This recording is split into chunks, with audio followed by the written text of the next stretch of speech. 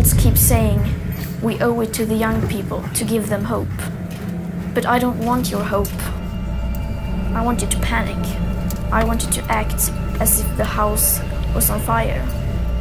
Because it is. Oh, Jesus, God, help us. I'm thankful for Jeremy and his willingness to be brave.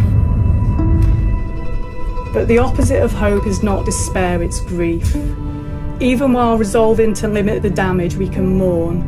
And here, the sheer scale of the problem provides a perverse comfort. We are in this together. We need courage, not hope. Grief, after all, is the cost of being alive. We're all fated to live lives shot through with sadness, and we're not worth less for it. Courage is the resolve to do well without the assurance of a happy ending.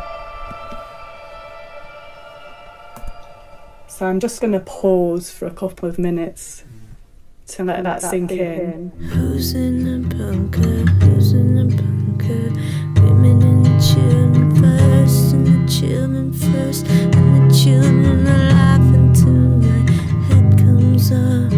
Swallow till I burst, until I burst, till I hear I'm alive. Everything all the time.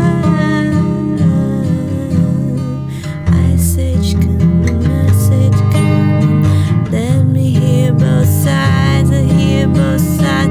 Let me hear both. We're not scared, mongering. This is really happening, happening. Oh, we're not scared, mongering. This is really happening, happening. Message come, message come. Take the money and run. Take the money and run. Take the money.